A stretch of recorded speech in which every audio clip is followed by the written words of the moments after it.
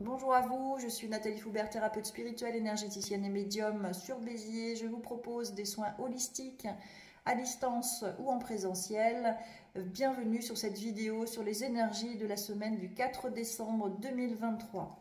Alors, ce qu'on me montre en fait, c'est une humanité qui est comme prise dans une hotte, la hotte du Père Noël, comme si on était dans un sac et qu'on était un peu prisonnier de ce sac et que le Père Noël en question était en train de porter cette humanité qui est déconnectée en fait de la conscience. On était un peu pris à notre propre piège, il y a un truc comme ça, cette période de Noël où il nous est quasiment obligé d'aller acheter, et en même temps voilà, ça nous déconnecte de notre bon sens, de notre discernement, de qui on est. C'est comme si on nous met dans un sac et que dans cette hotte, c'est une humanité qui réfléchit pas, qui est promenée comme ça par une entité qui représente le Père Noël comme je le vois, mais ça peut être aussi le système, ça peut être aussi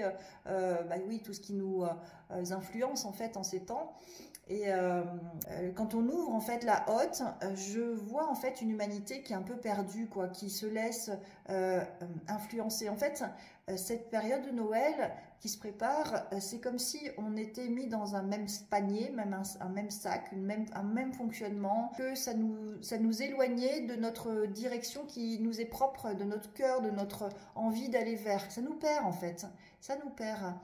Même s'il y a une belle idée de fêter Noël et de se rassembler, quoique ce ne soit pas forcément un cadeau pour certaines familles.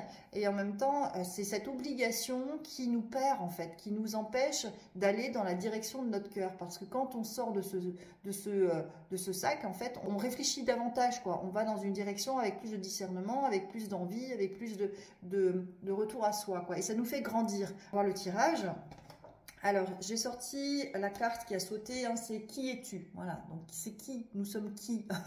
Quelle est notre essence? Quelle est notre unicité? Quelle est notre part divine?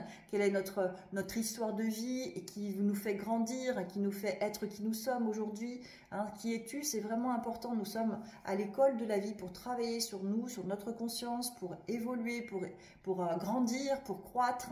Et là, c'est comme si on retombait en fait dans une manipulation, voilà, comme si on était porté par ce Père Noël qui nous emmène à fonctionner dans quelque chose qui n'a pas de sens en fait, et qui ne nourrit pas forcément notre âme.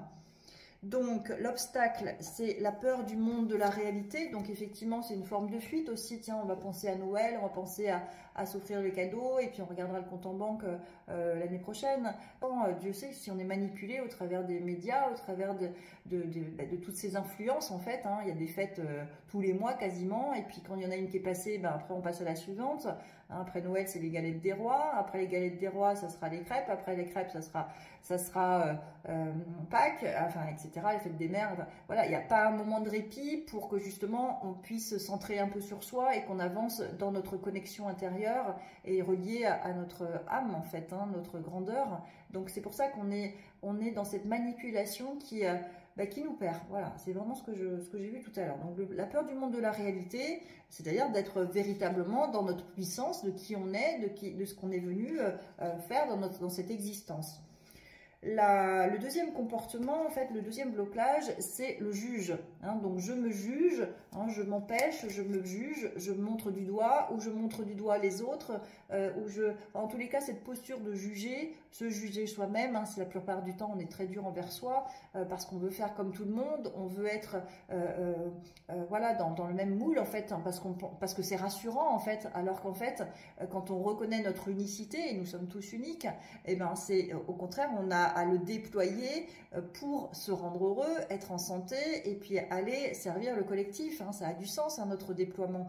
Donc c'est pour ça que c'est vraiment important d'arrêter de se juger. On est parfait tel qu'on est. On ne va pas dire à Dieu, dis donc, t'as vu comment tu m'as fait? Non, non, ne pas s'identifier non plus à son histoire. Hein. Nous sommes à l'école de la vie, encore une fois, et notre histoire, notre passé, nos blessures font partie du travail de guérison en fait qu'on a tous à faire pour être à notre place, dans notre verticalité et faire ce que Dieu attend de nous, faire ce que notre âme aspire, faire ce qui nous rend heureux, tout ça c'est pareil. Alors les ressources, c'est la création. Donc voilà, la créativité, nous sommes issus du créateur, donc nous sommes des êtres créateurs, donc être connecté à sa créativité et être connecté également à sa foi.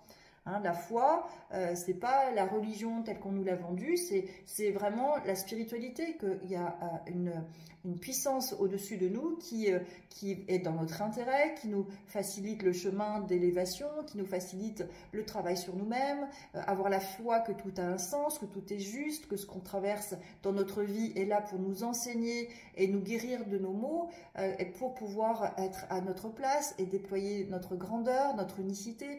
Toute la vie a un sens spirituel, et si on n'a pas cette conscience-là, si on la fuit, cette réalité-là, ben effectivement, on est comme des moutons et on se laisse mener par attention, là c'est Noël, il faut aller acheter plein de cadeaux pour répondre au système. Non, non, franchement, retrouvons, et en plus combien c'est douloureux pour ceux qui sont seuls, justement, qui fêtent Noël seuls, combien ça peut être douloureux, et de se juger, bah voilà, je suis seule, je suis pas entourée. On est toujours entouré. Même si on est seul physiquement, on a toujours des énergies subtiles qui sont autour de nous. Donc avoir la foi qu'on n'est jamais seul, déjà, ça permet d'apaiser le cœur. Et puis avoir aussi cette posture alignée en disant non mais moi c'est bon ce jeu-là de faire ce qu'on me demande de faire alors que ça me fait pas vibrer, puis c'est pas comme ça que j'aime donner, ça nous permet de retrouver en fait notre discernement, notre bon sens, notre affirmation de soi aussi. On n'est pas obligé de rentrer dans le moule, quoi, d'accord? Surtout que le moule il est limité alors que nous sommes des êtres créateurs illimités. Et la carte conseil, c'est être.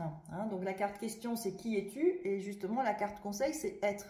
Être pleinement dans sa grandeur, dans sa puissance, connecté au corps. Le corps, il est au service de l'âme. Il n'est pas au service de l'ego, pas au service du mental. Donc notre corps, il doit être en lien avec ce que notre âme a envie d'aller vers. Être. Je prends du temps pour moi et pour écouter les besoins véritables de mon cœur. Je me recueille en mon intérieur, ce lieu de paix, où je retrouve toute la splendeur d'être de mon véritable moi. Dans le vide de mes pensées, je me nourris de la lumière et de l'amour véritable dont j'ai besoin pour vivre.